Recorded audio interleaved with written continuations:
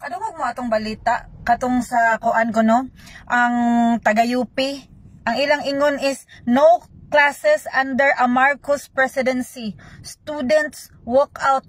Okay, walk out. Walk out.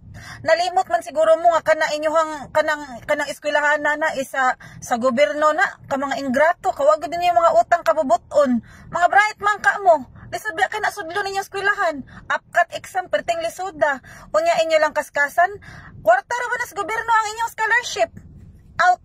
Walk out mo ay magbalik. Kunya kana mo participate ana inyong rally-rally, kana inyong rally kay kuan man kuno accountable man kuno ang Comelec.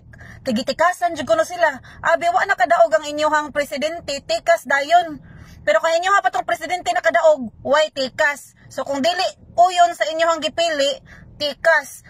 Kung gusto man dahil magsigurado ta, volunteer mo manual counting. At tapos kumilik o tagsa-tagsaan inyong ihapta ng balutas tibok Pilipinas. Tanawa ba na itong di mamudlat inyong mata? Asa nang dapita na ang gitikasan? Kaya wala ka daw silin ni tikas dayon. Kamo, bright man takay mo, nakasabot ta mo board na demokrasy. Wala gyud mo respeto sa demokrasy. Mga tao na may nipili ana, irespeto ninyo ang gipili sa mga tao. Oh, karon hadlok-hadloko ninyo ang mga tao nga why klase under Marcos presidency.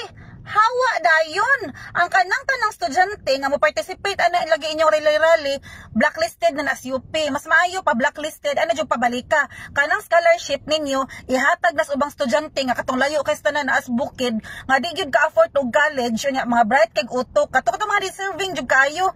Wa siguro mo nagkahinahanglan ana kay mga isog man kay magbuot magpa-walk out. Wa may nagkinahanglan ninyo.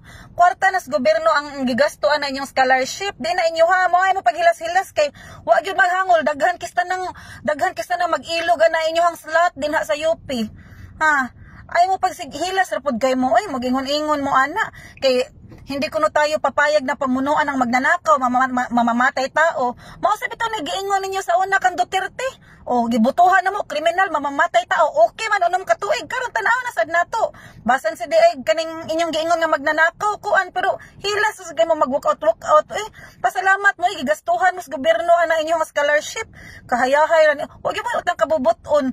Ang gobyerno may gagasto ninyo, inyo ra pong kontrahon. Pamahuway mo ay out dayon. Kuha na din yung scholarship. Sus in town. Di ra ka mo itaos Pilipinas. Luag kay na iya. Pwede na mo mabalhin adto mo sa North Korea. Tanaw na to, pwede ba na inyong kalaki?